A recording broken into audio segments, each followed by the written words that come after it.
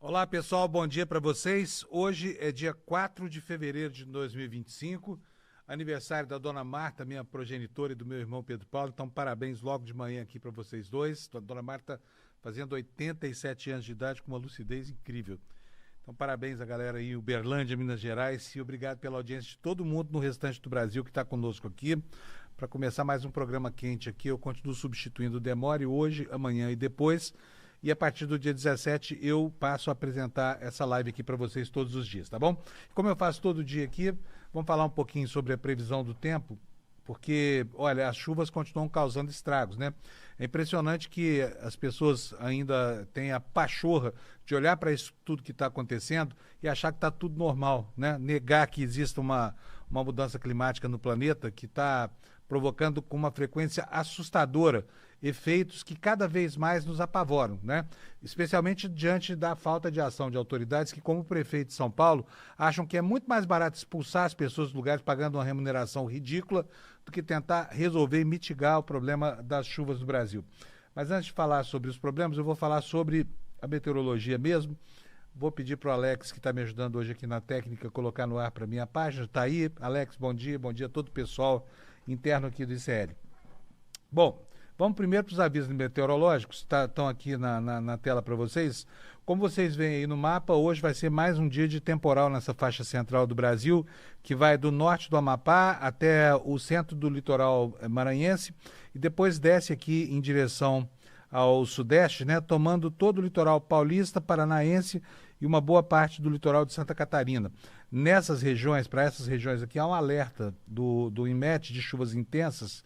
E eu vou mostrar para vocês o que é que diz esse alerta aqui, para que vocês que moram nessa região toda, aliás, a região, né, é uma região extremamente povoada do Brasil. Qual é o perigo?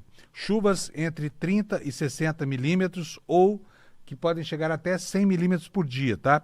Acompanhadas de alagamentos, descargas elétricas e alto risco severo de corte de energia. Vou voltar aqui para a página do Instituto Nacional de Meteorologia. E agora nós vamos para a previsão do tempo, porque hoje, enquanto alguns estão sofrendo aí com esse aguaceiro todo, tem outros que estão debaixo de um calor enorme, né? Por exemplo, caso aqui do Rio de Janeiro. Hoje a temperatura para os cariocas vai chegar a 38 graus Celsius, a mínima já foi de 23 graus. Então nós teremos mais um dia de calor escaldante lá, enquanto em todo o restante do litoral aqui da região do Sudeste o risco de chuvas severas é bastante grande.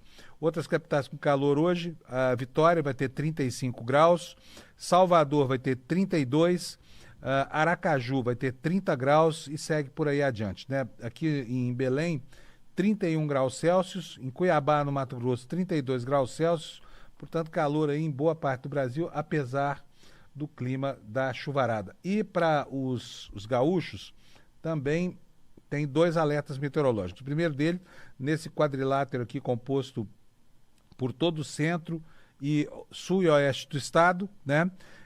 Aqui o alerta é de temperaturas severas, tá? Temperaturas 5 graus Celsius acima da média e essa previsão vale para 2 ou 3 dias. E aqui também na faixa que vai em todo o norte também do litoral, outro alerta de temperatura, também 5 graus centígrados acima da média, então os gaúchos aí se preparem para enfrentar mais um dia tórrido por lá.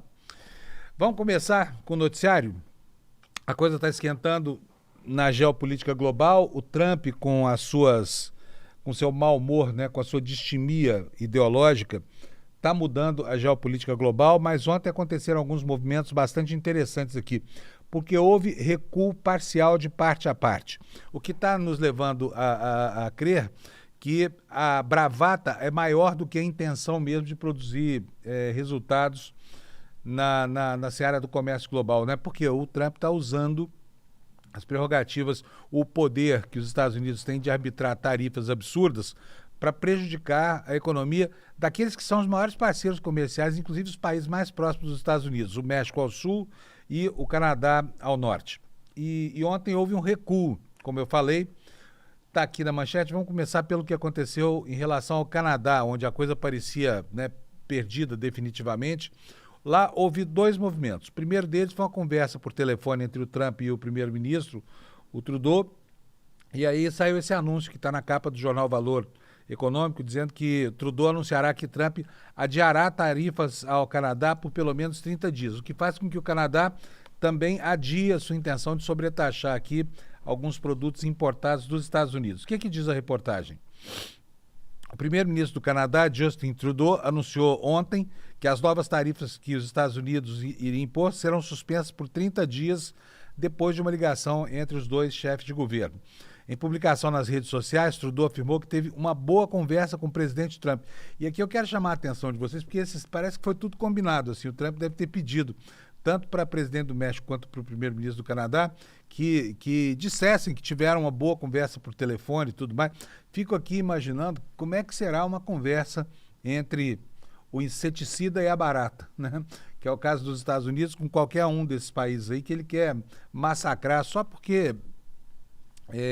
por conta da xenofobia que foi revivificada nos Estados Unidos desde que o Trump iniciou a sua campanha presidencial. Mas vamos lá. O que foi que disseram aqui os dois? O que disseram os dois? Que houve uma conversa muito boa com relação aos problemas aventados lá pelo Trump e que depois dessa boa conversa as tarifas ficaram suspensas por 30 dias. Abre aspas aqui. As tarifas propostas serão pausadas, não existe nenhuma garantia de que elas não serão aplicadas integralmente por pelo menos 30 dias enquanto trabalhamos juntos, disse Trudeau. Até parece que são amigos de infância, né? Nesse comunicado. O Canadá está implementando o nosso plano de fronteira de 1,3 bilhão. E repare aqui que o Trump conseguiu efetivamente já obter o compromisso desses governos de mudanças em questões que são da ordem interna dos países, portanto, afetando aí a soberania, né, dos países, no sentido de proporcionar a esse distímico presidente norte-americano aquilo que ele quer. Então vamos lá. O Canadá está implementando, primeiro, um plano de fronteira de 1 bilhão e 300 milhões de dólares. O que significa isso? Reforçar a fronteira com novos helicópteros, tecnologia, pessoal, além de coordenação aprimorada com parceiros americanos e mais recursos para impedir o fluxo de fentanil, a droga que é elencada pelo Trump como a grande justificativa para essa barreira toda que se ergue aí, cujo objetivo final, na verdade, muito mais do que mitigar o problema das drogas, é conter o fluxo migratório, porque isso está muito claro, né, toda essa dinâmica do que está acontecendo lá no norte da América. Além disso, diz aqui o jornal Valor Econômico, o premier canadense afirmou que seu governo está assumindo novos compromissos como nomear um czar do fentanil, listar os cartéis como terroristas, vou até aumentar aqui para que você possa ler comigo, tá? Garantir vigilância 24/7 na fronteira, quer dizer, o tempo todo. Lançar uma força-tarefa conjunta Canadá e Estados Unidos para combater o crime organizado, o fentanil e a lavagem de dinheiro. Ele também assinou uma nova diretiva de inteligência sobre crime organizado e fentanil com apoio de 200 milhões de dólares. O acordo com o Canadá, os acordos com o Canadá seguem movimentos semelhantes aos feitos pelo México mais cedo. Como eu disse aqui, até os textos, a linguagem utilizada nos comunicados foi a mesma, né? Nesse comunicado do México, a presidente Claudia Sheinbaum conversou com Trump e decidiu pausar por um mês, mesmo prazo, a aplicação das tarifas gerais de 25% para o México após chegarem a alguns acordos na área de segurança. Portanto, está aí, né, o hard power, o big stick do Trump, produzindo seus primeiros efeitos dos dois lados da fronteira, México e Estados Unidos. Aqui nessa outra reportagem, a gente vai tratar um pouco especificamente sobre a situação lá do México, né? Cuja presidente tem demonstrado uma enorme altivez. O que diz a matéria aqui do Valor Econômico?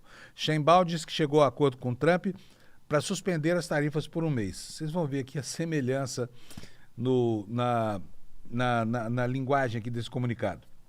A presidente do México, Claudia Sheinbaum, anunciou nesta segunda-feira que os Estados Unidos decidiram pausar, mesma palavra em relação ao Canadá, por um mês a aplicação de tarifas gerais de 25% para o México após chegarem a alguns acordos na área da segurança. Em publicação nas redes sociais, Sheinbaum afirmou que, após uma conversa telefônica com o presidente Donald Trump, foi decidido colocar as tarifas em pausa por um mês a partir de agora. Repare aqui, a mesma coisa que o Trudeau falou.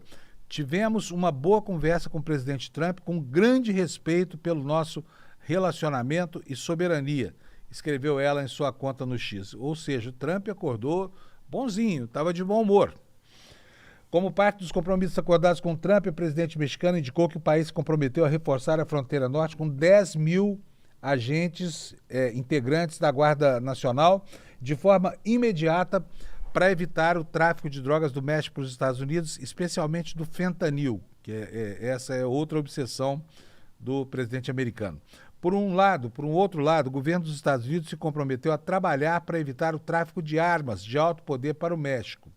O acordo ocorre após Trump anunciar no sábado, primeiro, tarifas generalizadas de 25% sobre as importações mexicanas e a maioria dos produtos provenientes do Canadá, além de aplicar uma taxa de 10% para o petróleo canadense. Além disso, foi acordado um imposto de 10% sobre as importações chinesas. Mas aqui a porca começa a torcer o rabo.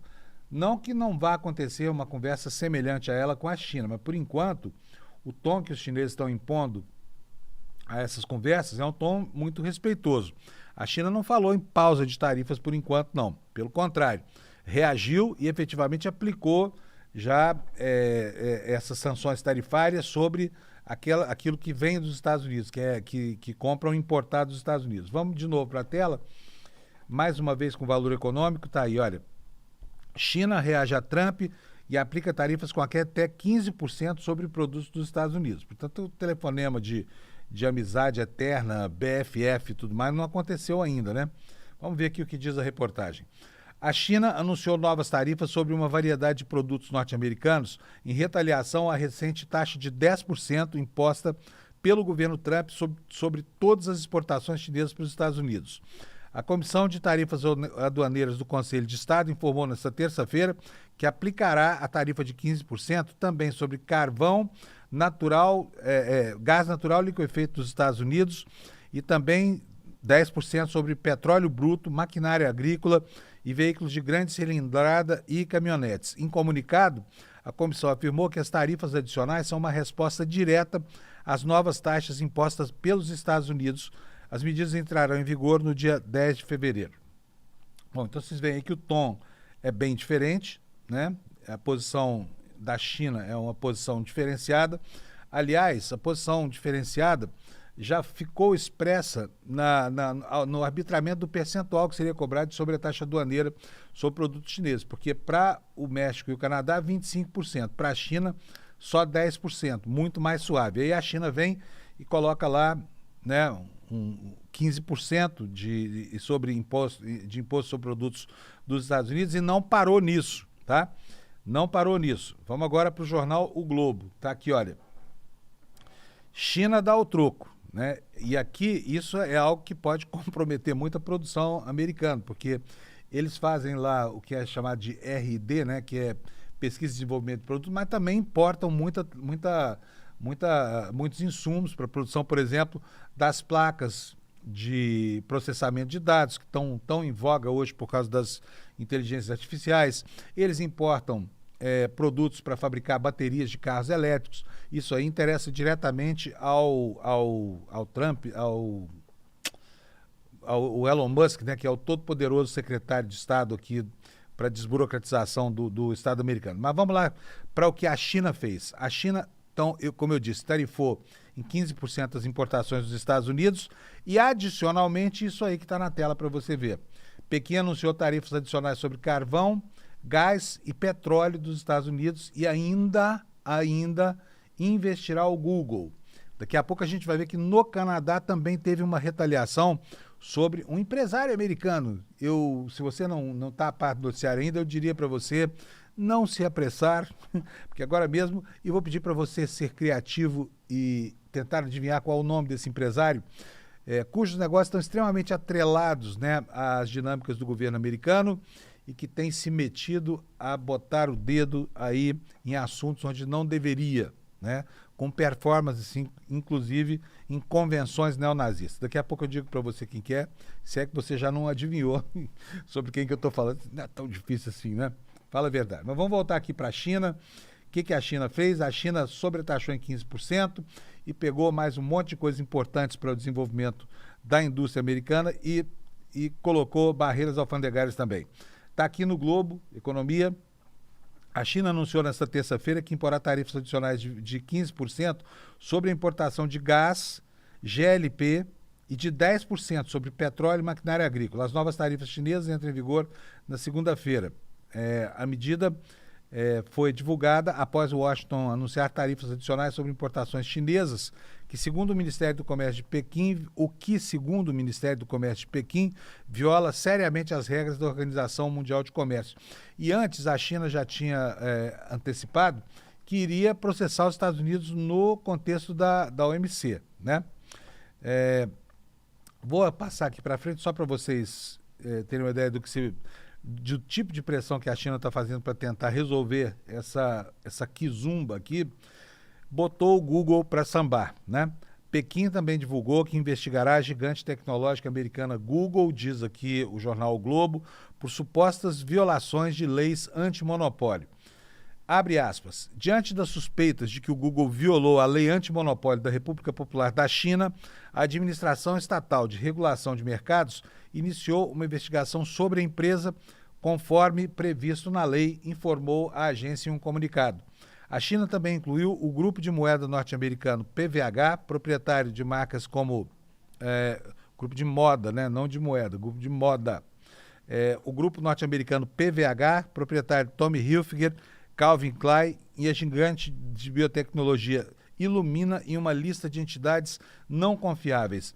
Essa decisão protegerá a soberania nacional, os interesses de segurança e desenvolvimento, de acordo com as leis pertinentes, afirmou o Ministério do Comércio em um comunicado. Aspas de novo aqui para o termo desse comunicado. As duas entidades violam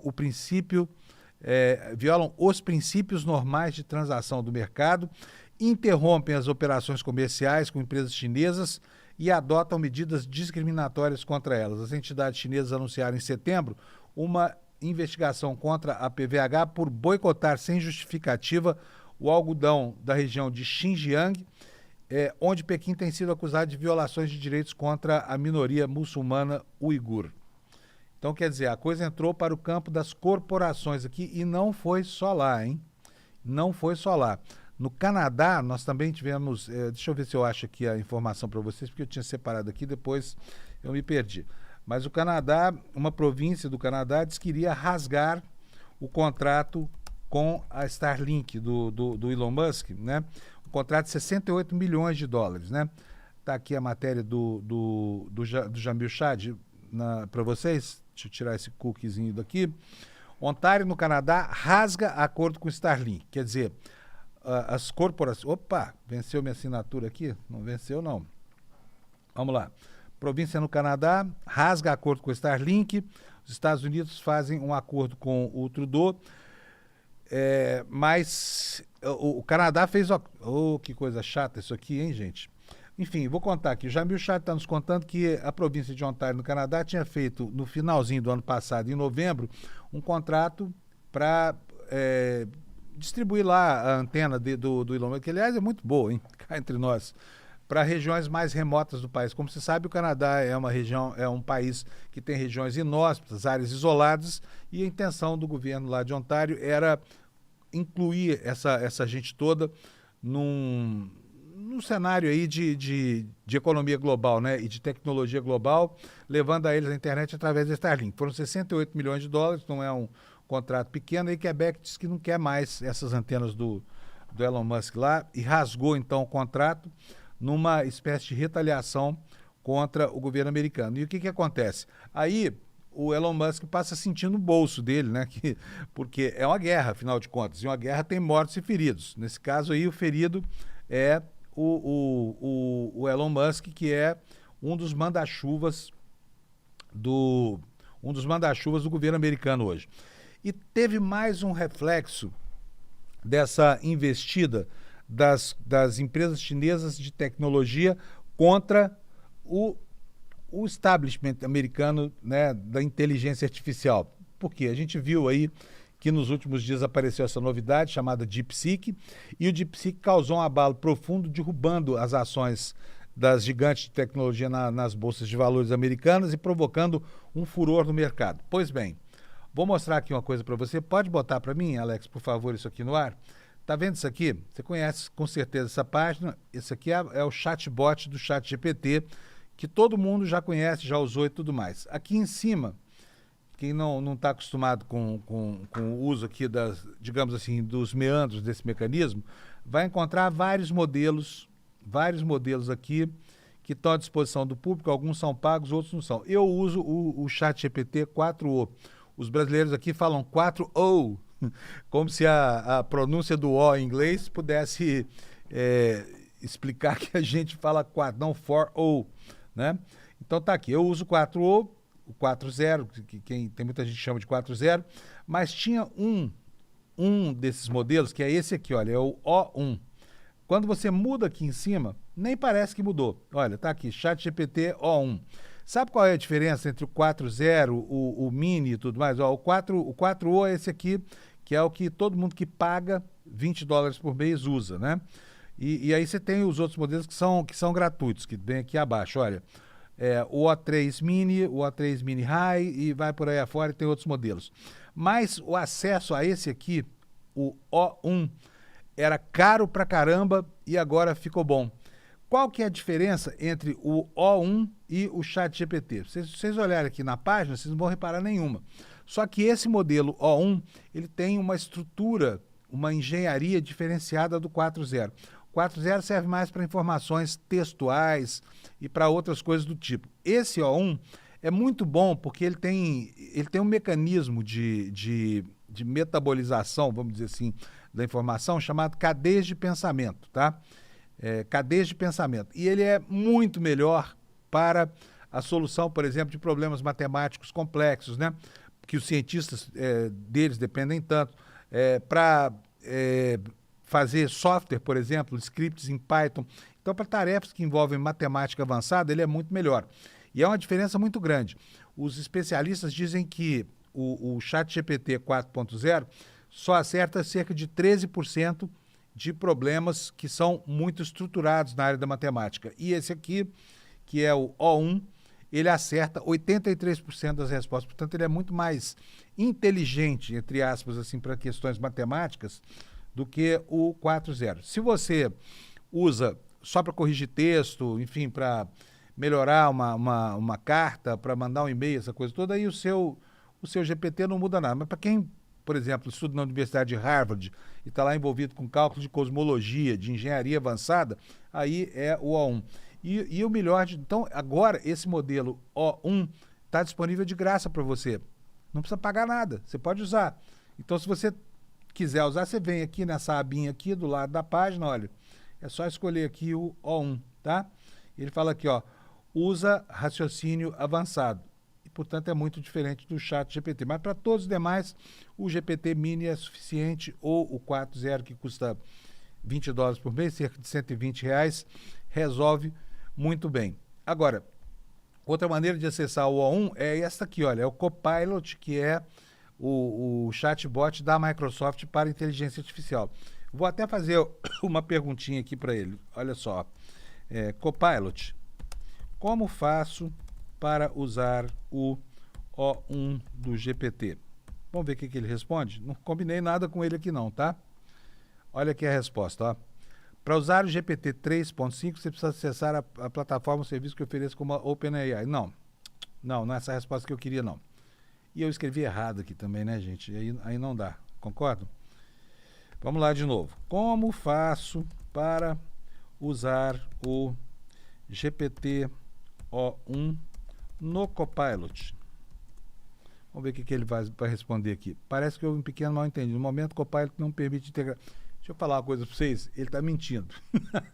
Pode botar aí no Copilot que você vai automaticamente usar esse modelo O1 do GPT, tá bom, gente? Desculpa aqui o mico. Enfim. Olha, ao mesmo tempo em que tudo isso acontece, lá nos Estados Unidos, está um pandemônio para quem é indocumentado, são milhões de pessoas, né? Entre os brasileiros seriam 230 mil, que foram principalmente do norte de Minas Gerais, de Governador Valadares e também da cidade de Anápolis, do centro de Goiás, cidades que perderam até 30% da população para essa imigração ilegal, para os coiotes, né? Gente que gastou fortunas para chegar até lá, entrou pelo deserto, passou todo tipo de privação, começou a trabalhar em tarefas que os americanos não gostam, limpar banheiro, faxinar a casa, fazer um trabalho degradante em cozinhas dos piores restaurantes dos Estados Unidos e começou a prosperar. Conseguiu arranjar uma casinha no nome do amigo, porque não pode pôr no próprio nome, né? Conseguiu algum dinheiro, pouco, porque não é muito, manda para os parentes aqui no Brasil. Pois essa gente que o Trump chama de bandidos, né? E eles estão muito preocupados com o que está acontecendo por lá. Na Folha de São Paulo, nós temos aqui, ó, no UOL, né? Uma reportagem falando quais são as táticas, né, para capturar esses imigrantes. E aqui, olha, vocês podem ter certeza absoluta que a xenofobia americana está usando todo tipo de estratagema para tentar chegar até essa gente que agora é dada como bandida, gente que está contaminando o sangue americano, né? E para tirar essa galera de lá. E o que é pior é que a pessoa que é pega sem documentos perde tudo. Perde o carro, perde a casa, não acessa a conta corrente, fica só com a roupa do curso. Se for presa, é pior ainda. E pior dos piores cenários, perdeu os filhos. Muitas dessas pessoas tiveram filhos que, por terem nascido nos Estados Unidos, são considerados cidadãos americanos. Então o cara vai para o trabalho de manhã, o ICE lá, que é o departamento que captura esses imigrantes, acha o sujeito, leva preso e os filhos, se não tiverem com quem ficar nos Estados Unidos, com alguém documentado, são entregues ao conselho tutelar. Imagina isso, família sendo desfeita. Isso é de uma desumanidade gigante, né? E aí o cara ainda é apresentado ao mundo como se fosse um bandido que está envenenando o sangue americano, expressão usada por esse neonazista do Donald Trump. Então vamos lá, a matéria do UOL está dizendo aqui, explicando para a gente como é que o ICE, gelo, localiza os imigrantes ilegais. E a matéria nos mostra que os agentes estão monitorando tanto entradas com ações ilegais de estrangeiros nos Estados Unidos, como questões de segurança nacional. O ICE já existe desde 2003, foi estabelecido como agência de proteção a fronteiras do Departamento de Segurança Interna dos Estados Unidos. E desde então, a busca por imigrantes é feita a partir, principalmente, olha, denúncias anônimas. Vocês se lembram aqui do clima do Brasil durante a ditadura? Quem não se lembra já ouviu falar da deduragem, da deduração. Um vizinho chantageando o outro. Aliás, aqui no N1, eu outro dia disse para as pessoas, recomendei que assistissem a um filme que está no Max, chamado A Cozinha. Ali está descrito todo o drama dessa gente que vive temendo que o colega do lado, por inveja, por uma discussão boba qualquer, acabe entregando aos agentes federais que o sujeito está ilegal nos Estados Unidos. Isso tem acontecido demais lá. Aqui a matéria do UOL também fala o seguinte, olha, o ICE tem acesso a diferentes bases de dados, segundo o Centro Nacional de Legislação da Imigração. A Organização Sem Fins Lucrativos de Defesa dos Direitos dos Imigrantes explica no seu site que a agência estabelece uma rede de informações. E essa rede é alimentada, sobretudo, por fichas policiais de prisões recentes feitas pelo FBI e pelo próprio DHS, que combate o terrorismo.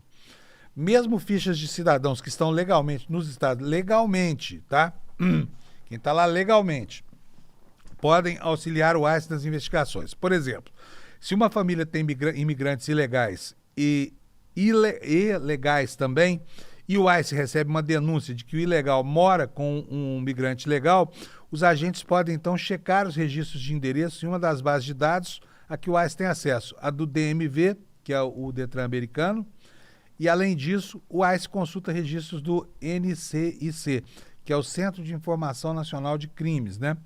Realiza vigilância de suspeitos de imigração ilegal. Pessoas podem ser observadas à distância, como se fosse um filme policial, policiais à paisana, por um tempo, até se tornarem alvo de iscas. Agentes do ICE podem fingir que são policiais investigando crimes comuns em um bairro para entrar em residência sem um mandado judicial, por exemplo, ou informar que encontraram um documento perdido e pedir ao indivíduo que vá buscar em um local para realizar a prisão, segundo o Immigration Defense Project, que oferece ajuda legal aos migrantes americanos, né? A prática das iscas, aqui no Brasil isso é proibido, hein? É proibido você atrair uma pessoa para uma situação em que ela vá se incriminar, ou armar uma arapuca para ela, pretensamente para ela cometer um crime, que é o chamado crime impossível, que não iria acontecer de outra forma, né? Mas vamos lá.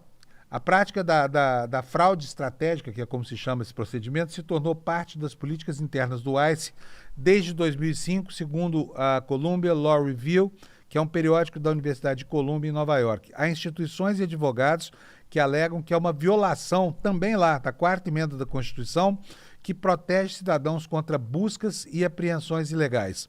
No entanto, o texto constitucional só proíbe procedimentos pouco razoáveis sob a lei e não todas as ferramentas de inteligência durante as investigações, como a isca é vista pelo ICE.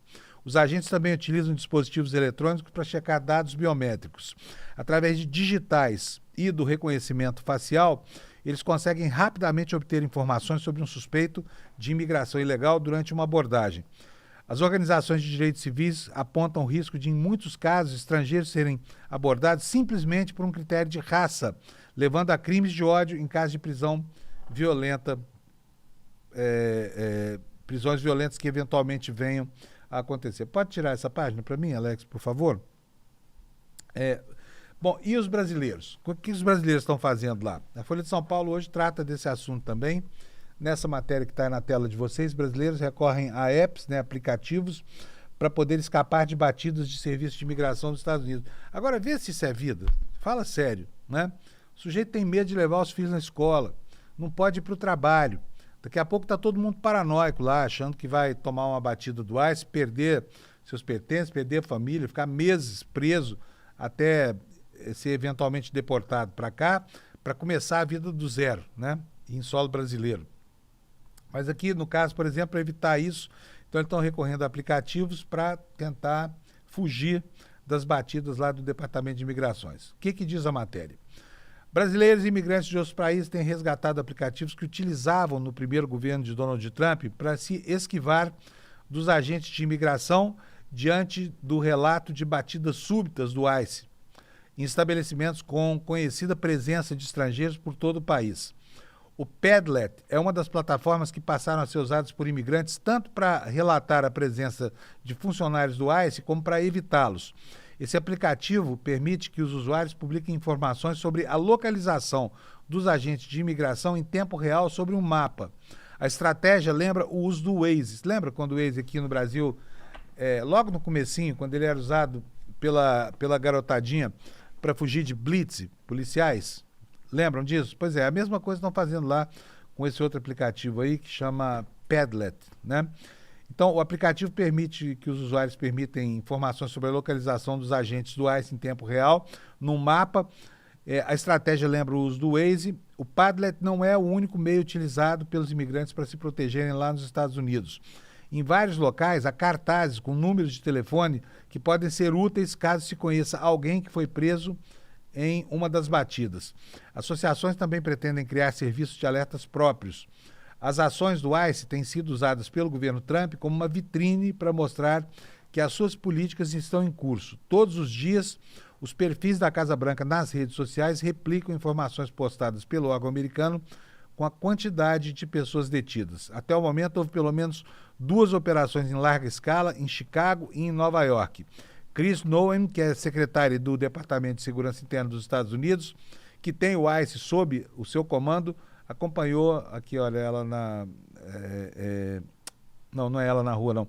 Mas, enfim, ela acompanhou pessoalmente as operações do ICE, que prova adesão de funcionários da burocracia do governo americano a esse sistema drástico aí de detenção e de estigmatização mesmo dessas pessoas, né?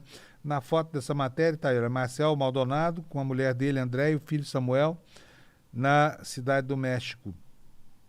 Esses aqui foram imigrantes que não conseguiram se livrar dos agentes do ICE.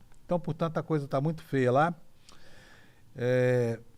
Eu já falei sobre isso aqui, Pequim anunciando tarifas sobre os produtos que importam muito para a economia americana. E agora, depois de ter falado até aqui durante meia hora sobre os problemas da imigração americana e da nova geopolítica do Trump, nós vamos começar a tratar dos assuntos aqui da política e da economia brasileiras, né? Tá rolando um novo mecanismo de pressão dos bancos sobre o Haddad, visando o mesmo de sempre, gente. É a mesma coisa. Os bancos querem que o governo tire dos programas sociais para ter dinheiro disponível no orçamento para que possam ser honrados os títulos que vencem no curto, no médio e no longo prazo, né? Estão chantageando o governo, como se sabe, porque querem que os juros exorbitantes arbitrados pelo Copom, do Banco Central, estejam sempre com dinheiro reservado para que os maganos, os rentistas, os grandes especuladores da economia brasileira tenham a certeza de que vão ter liquidez imediata, além das maiores taxas de juros do mundo, que é o que o governo paga, né?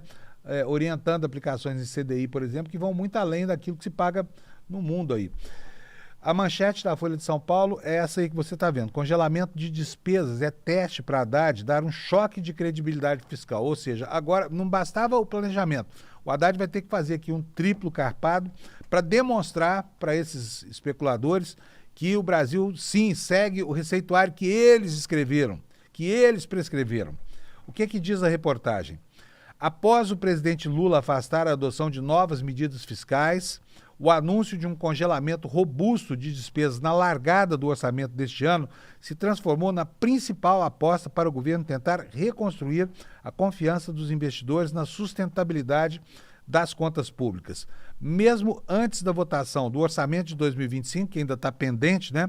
A área econômica já discute a estratégia e tem sido aconselhada a começar o ano com um aperto maior, mirando o centro da meta do déficit zero.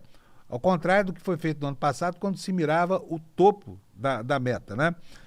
Integrantes da Junta de Execução Orçamentária, um colegiado que reúne os ministros Haddad, Rui Costa, Simone Tebet, Esther Dweck, tem a preocupação em dar sinais que permitam baixar o dólar, segundo pessoas a par das discussões ouvidas pela Folha. Ou seja, sabe aquele corte do orçamento de todo ano, que todo mundo reclama? Universidade para, hospital para, enfim, todo mundo para, falta dinheiro para pagar a conta de luz dos órgãos públicos. Agora, o objetivo dos bancos é fazer com que o governo produza esse movimento desde os primeiros meses. E olha, nós estamos no segundo mês do ano, o governo está governando por duodécimos, né? Porque enquanto o orçamento não é votado pelo Congresso Nacional, são os duodécimos que são liberados aí, um dinheiro que enfim, em relação ao orçamento do ano passado, né? E é 1/12 para cada mês de despesa, não importa o que aconteça no Brasil. Mas vamos lá, olha, o que diz a matéria da Folha de São Paulo? Nesse cenário, o momento da abertura do espaço adicional de despesas, conforme previsto na lei do arcabouço fiscal, passou a ser uma peça fundamental da gestão orçamentária. É que a aceleração da inflação na reta final de 2024 vai proporcionar ao governo um aumento adicional de 12,4 bi no limite de gastos, que poderá ser incorporado ao longo de 2025. O problema é que o uso do espaço extra depende de receitas suficientes para cumprir a meta fiscal, que é de déficit zero. Se fizer um contingenciamento de despesas agora no início do ano para cumprir a meta fiscal, apontando falta de receitas, o governo não poderia fazer esse crédito orçamentário. A abertura do crédito poderá vir depois a depender da fotografia que essa junta tiver do andamento do resultado primário das contas do governo, segundo um participante das reuniões do colegiado de ministros. Vocês sabem o que significa, né? A conta primária exclui o pagamento de juros, tá? Exclui o pagamento de juros. Em 2024, ano de eleições municipais, o governo optou em não mirar o centro da meta fiscal e apertou o cinto das despesas no segundo semestre. Agora a estratégia terá que ser diferente para ajudar o trabalho do Banco Central no controle da inflação e afastar o risco de um ciclo mais longo de alta de juros, admite o ministro de Lula. Olha, o Eduardo Moreira cansou de explicar isso aqui para a gente. Ele fala, toda vez que ele vem para o ar aqui para falar de juros, ele coloca dessa forma, né? Cada pontinho desse a mais no aumento da Selic São 70 para 80 bilhões de reais a mais de despesa para a União. É muita grana, é despesa demais. E isso faz com que o dinheiro remanescente dos impostos seja limitado, porque o pagamento de juros está fora do orçamento, não conta, né? Mas ele espreme o orçamento, na prática é isso. E cada vez que o Banco Central aumenta a taxa Selic, aumentam as despesas do governo com pagamento. Sobra menos para investir em obras sociais, em projetos sociais, em obras de infraestrutura, e é exatamente isso que está acontecendo. O objetivo dessa gente que a gente chama de Faria Limers, né, que são os especuladores da Faria Lima, é justamente de fazer com que o governo seja um elemento arrecadador de impostos e centralizador da renda neles. É para tirar o dinheiro do povo e botar no bolso deles. A propósito disso, eu vou pedir para o Alex colocar para a gente na tela. Eu preparei aqui dois recortes para vocês verem. Fui pesquisar aqui sobre os juros dos bancos. Alex, primeiro aquela tabela que tem os números, a tabela mesmo, não o gráfico, tá? Quero mostrar para vocês. Não é essa que está na tela, não. Dos que eu mandei aí para você no nosso grupo. Aquelas duas imagens. Tem uma imagem de uma tabela. Se você não achar, eu mando de novo aqui. Mas estão no nosso grupo aí. É o seguinte, aí, ó, esse é o gráfico. Tem a outra que é uma tabela mesmo, uma planilha de Excel, porque aquela explica essa. Põe para mim fazendo favor. Essa daí. Olha só, fiz um levantamento do lucro dos bancos nos últimos anos. Se puder tirar a nossa tarjinha aqui de baixo, vai ficar melhor ainda, porque tem um ano ali que é o de 2023, que é o último. Beleza. Vocês podem observar aí, olha, são os 4 maiores bancos do Brasil. Unibanco, Banco do Brasil, Bradesco e Santander. Aí tem os lucros desses bancos ao longo dos últimos 10 anos, de 2014 até 2023. Fala um desses anos aí em que houve prejuízo. Nada. E é uma conta bilionária, é uma conta de muita grana, de lucro. Todo esse dinheiro aí, basicamente, foi produto não vou falar todo não, porque eu estou exagerando aqui, mas uma boa parte desse dinheiro, que não sei nem quanto foi proveniente de aplicação em títulos públicos, né, que os bancos contratam preço e comercializam a outro. Então, olha só, o Banco Itaú lucrou 20 bilhões em 2014, 23,4, 21,6, 24,9, 25,7, chegou a 30 bilhões e 800 milhões de reais em 2022 e 33 bilhões em 2023. O dado de 2024 não está fechado ainda. O Banco do Brasil, não vou nem falar, mas vocês podem ver aí que ele gira em torno de 10, 11, e aí em 2021 ele passa a 19 bilhões, em 2022 31 bilhões, depois 33 bilhões. Nós estamos falando de bilhão, gente. Sabe, vocês se lembram que os bancos queriam que o governo cortasse 30 bilhões, agora cada instituição dessa sozinha lucra isso, é dinheiro da especulação financeira, principalmente compra de papéis e títulos do governo, que vai direto para o bolso dos acionistas desses bancos. Vamos pegar aí os dados do Bradesco. O Bradesco estreitou a faixa de lucro, mas não teve prejuízo ano nenhum. É sempre isso, é bilhão para cá, bilhão para lá, dezena de bilhão para tudo quanto é lado. 15,4, 17,2, 14,6, 19 bilhões ali em 2018, 22 em 2019, e aí cai até a casa de 19 bi em 22 e 14,5 em 2023. E aí o Santander, 5,8, 6,6, 7,3, até chegar aí, ó, em 2021 a 14,2 bilhões e no ano passado 8,8 bilhões. É bilhão demais, né? Agora põe o outro gráfico para mim, por favor, Alex. Deixa eu mostrar aí o que aconteceu. Quero chamar a atenção para vocês que é o único setor da economia que não teve o gráfico mesmo das linhazinhas. Não, o gráfico. Esse, exatamente. Olha, o lucro pode ser maior ou menor, né?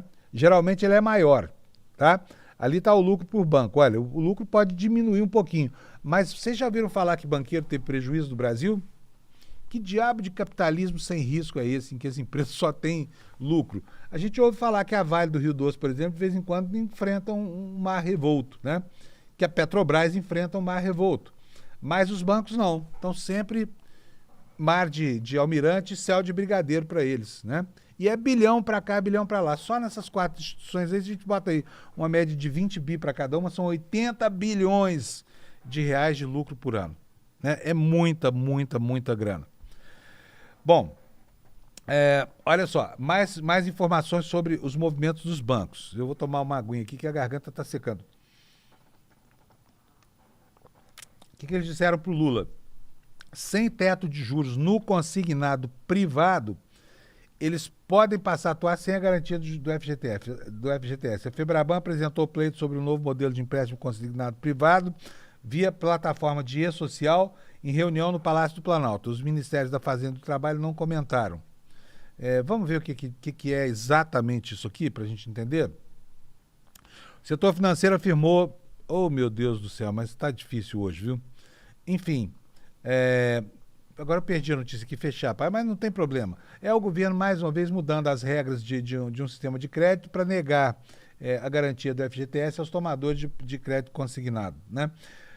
Tem uma outra informação que eu vou trazer aqui nessa semana do número absurdo de contratos de crédito consignado que são feitos por aposentados sem autorização dos aposentados e também de associações feitas à revelia de autorização dos aposentados por associações picaretas, que vão lá, pegam os dados dos aposentados e impõem a eles o pagamento de uma mensalidade com desconto automático nos bancos, que faz com que eles passem a contribuir involuntariamente. Não querem contribuir, não tem nada disso, mas empresas picaretas, associações, não são empresas picaretas acabam impondo a eles um pagamento mensal aí de uma mensalidade que, cara, né? Principalmente para quem é aposentado com salário mínimo, que é a grande base da Previdência Social brasileira. Vamos falar um pouquinho sobre política? Vamos, o que está acontecendo? A extrema-direita, essa informação está no site da Revista Fórum, como é notório, a gente tem visto isso nos últimos dias, tem requentado esse plano de fazer do Bolsonaro candidato em 2026. Mas como? Se o Bolsonaro está inelegível, né? Nós temos um projeto de lei, eu falei dele ontem aqui, do deputado Bibo Nunes, que está aqui, aparece nessa foto, ao lado do beneficiário do projeto dele, esse deputado aqui, ó, Bibo Nunes, tá? Esse cara fez um projeto de lei para iniciar o Bolsonaro. E agora esse projeto está lá. A chance de vir a ser votado é mínima, né? E o direito brasileiro tem uma tradição, não vai permitir a edição de uma lei, ou de uma portaria, ou de um decreto, ou de um projeto de lei para beneficiar uma pessoa. É absolutamente inacreditável que isso possa acontecer, né? Todo um sistema judicial trabalhando por um. Mas vamos lá, vamos ler o que diz aqui o texto da Revista Fórum. Se por um lado há pouca chance de um projeto de anistia aos golpistas do 8 de janeiro avançar na Câmara, para o outro já há uma articulação entre a extrema-direita e o Centrão para reabilitar Jair Bolsonaro até 2026, extinguindo a inelegibilidade do presidente. Condenado pelo Tribunal Superior Eleitoral em 2 ações por abuso de poder político, ele está inelegível até 2030, como todo mundo sabe. Mas um projeto do Bibo Nunes, que é do PL do Rio Grande do Sul, no entanto, pode mudar essa situação e permitir que o ex-presidente seja candidato na próxima eleição presidencial. E qual é a jogada? No último sábado, integrantes do PL, incluindo o próprio ex-presidente, realizaram uma reunião em Brasília pouco antes da eleição para presidente da Câmara e do Senado. No encontro ficou definido que uma das prioridades do partido em 2025 será aprovar um projeto de lei complementar, que é o projeto... Tá difícil, hein, gente? Fala sério. O projeto 141/2023 desse deputado Bibo Nunes, que esvazia a lei da ficha limpa. Olha só que absurdo esse casuísmo. Para liberar o Bolsonaro dessa inelegibilidade, porque outras virão, né? Na seara criminal. É bom lembrar que alguém que está condenado com trânsito e julgado em uma ação criminal fica inelegível, porque perde também os direitos políticos. Mas o que o Bibo Nunes quer fazer? Para resolver o problema do dia, o problema de hoje, que são essas 2 condenações no âmbito da Justiça Eleitoral, ele quer reduzir de 8 para 2 anos o período de inelegibilidade para condenados por abuso de poder político, o caso do Jair Bolsonaro, né? Provavelmente essa lei vai chamar Lei do Descondenado Bolsonaro, Lei da Descondenação de Bolsonaro. Não é assim que a extrema-direita chama o Lula, de descondenado? Pois isso é uma descondenação, né? Exatamente tudo o que eles criticam, o Bolsonaro será descondenado se prevalecer a vontade deles. Espero que não seja o caso. Na tela aí, por favor. Boa, obrigado. Segundo o Bibo Nunes, o projeto que será relatado pelo bolsonarista Felipe Barros já conta com o apoio de integrantes do Centrão. Neste momento, a proposta tramita na Comissão de Constituição e Justiça da Câmara e aguarda um parecer do relator para ir à votação, né? Acho isso aqui um delírio, né?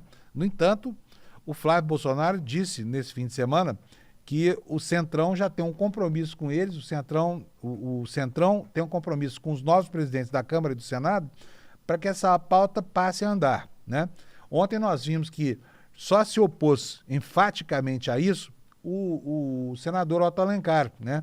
Que vai ser o presidente da Comissão de Constituição e Justiça, e falou que é contra a anistia. É contra a anistia. Então, abre aspas aqui para o Bibo.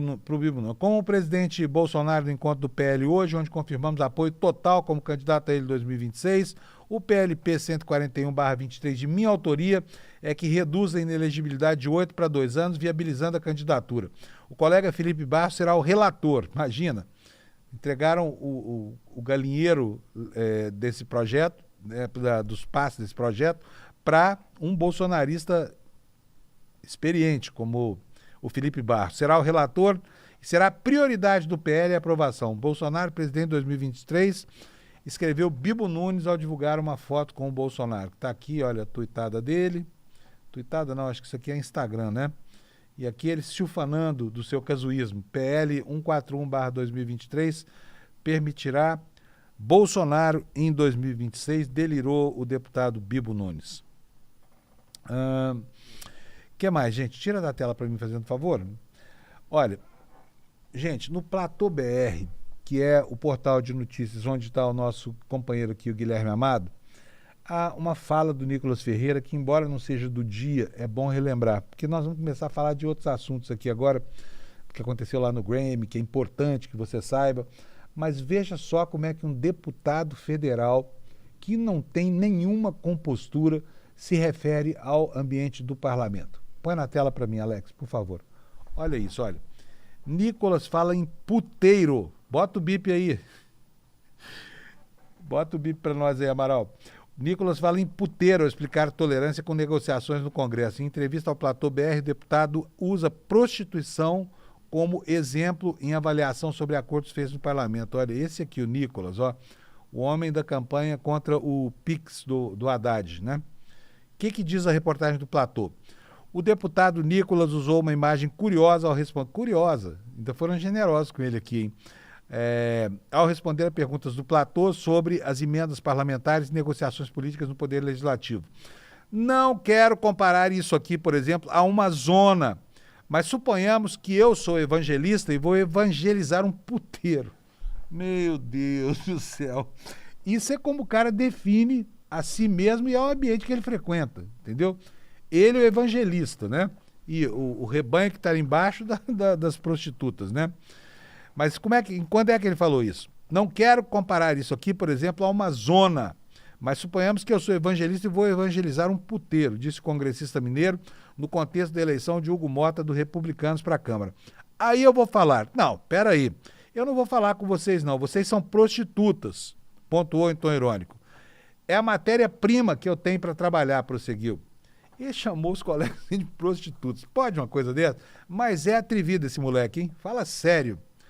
No mesmo assunto, o Nicolas afirmou que não faz parte dos acordos que elegeram Hugo Mota e não conhece totalmente os acertos amarrados nos bastidores da sucessão da Câmara. Ou seja, o evangelista ficou lá, né? Na sua posição de virgem intocada. Mas vamos lá. Ele confiou na orientação e na experiência do ex-presidente Jair Bolsonaro, explicou e votou em Mota. Por vontade própria, votaria no Marcel Van Hatten, que teve mais de 30 votos, inclusive. O parlamentar disse ainda que espera o cumprimento por parte do novo presidente da Câmara de compromissos feitos em assuntos como as prerrogativas do Congresso e a imunidade parlamentar. Qualquer escolha que fizesse, ponderou, receberia críticas.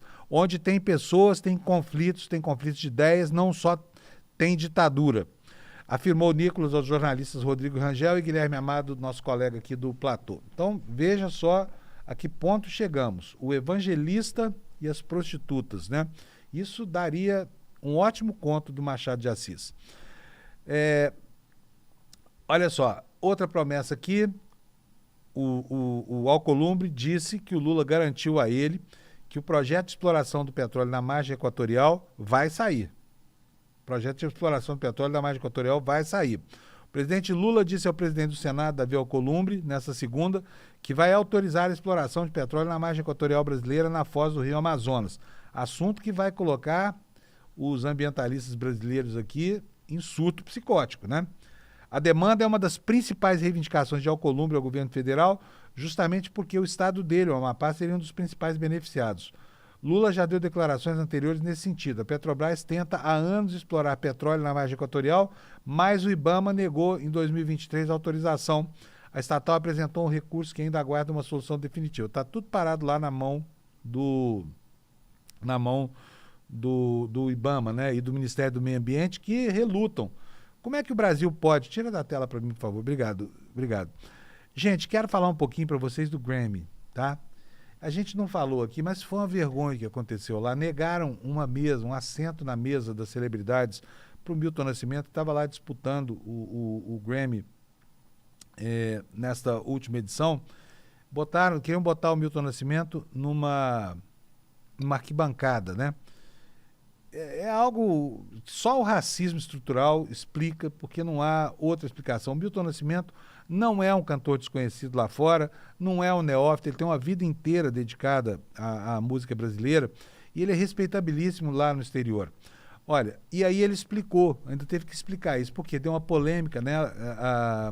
A Esperança Spalding, que é a companheira dele nesse disco, fez um protesto, ficou indignadíssima com isso e botou a coisa para andar lá, o protesto. O que a Esperança falou? Falou, olha, se não coloca, fiquei louca de ver esse negócio, se não colocarem o Milton Nascimento na mesa das celebridades, eu também não quero ir. Foi o que ela falou numa tuitada que abriu uma polêmica mundial aí, só abafada por uma outra coisa que eu já vou mostrar para vocês aqui, tá?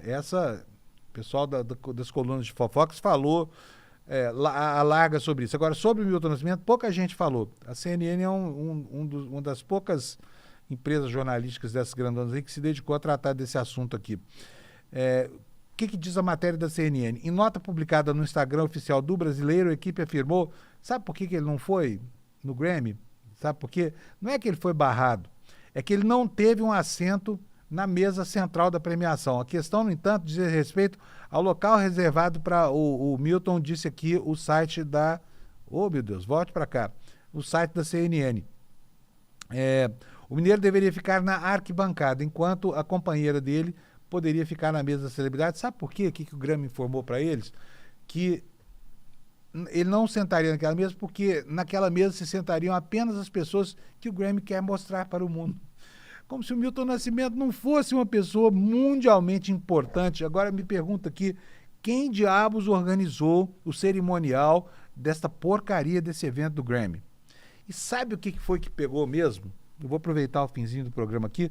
Bota a imagem esse que tem a mulher pelada aí, fazendo favor para mim. Olha aí, ó. Sabe quem que é essa aí? Você não acredita, porque talvez você não esteja vendo. Pode botar. Ela está vestida, ao contrário do que parece. Ela não está pelada. Ela está vestida com a capa da invisibilidade do Harry Potter. Sabe, é um vestido de uma transparência absoluta. Ela foi assim para essa festa do Grammy e causou toda a polêmica que abafou, inclusive, discussões sobre o Milton Nascimento, né? Ela chama Bianca Censori e é a mulher do Kanye West, tá?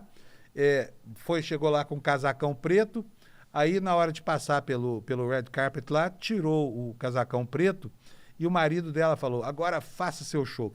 Tudo para lacrar na internet, gente. Vocês viram só? Não sei qual é a opinião de vocês, eu não sou nem um pouco moralista.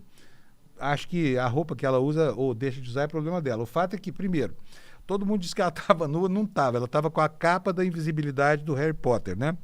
E o Kanye West querendo lá que a mulher fizesse o show, provavelmente para lacrar junto com ela, já que estavam juntos ali no red carpet. Depois você dá a sua opinião aqui que eu vou ler mais tarde, tá bom?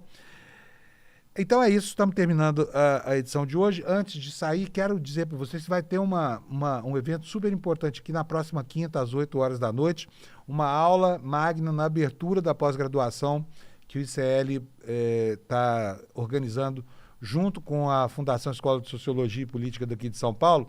E essa aula magna, olha só o que você vai encontrar aqui de graça na quinta-feira, dia 13 de fevereiro, às 8 horas da noite. Portanto, é na semana que vem, tá?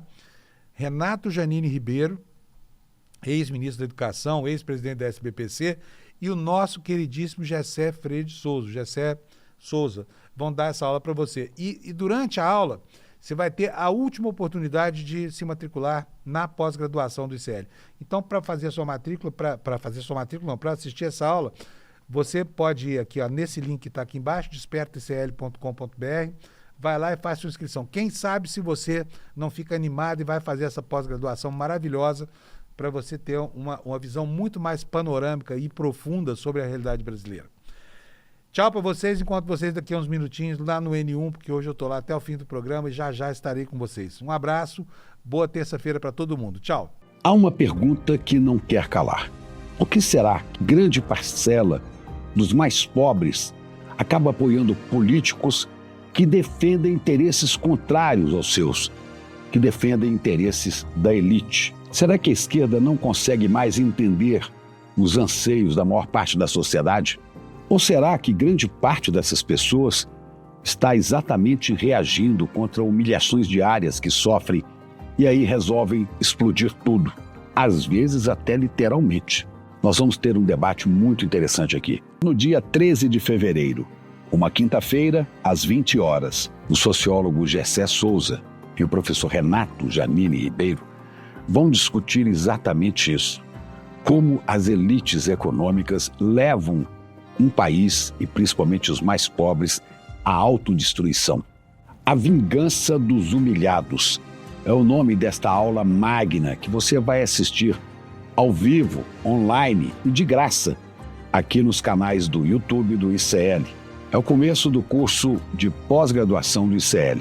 Se inscrever é de graça e você só tem a ganhar, só tem a aprender. Fique de olho, é a última chance para a primeira turma do pós do ICL.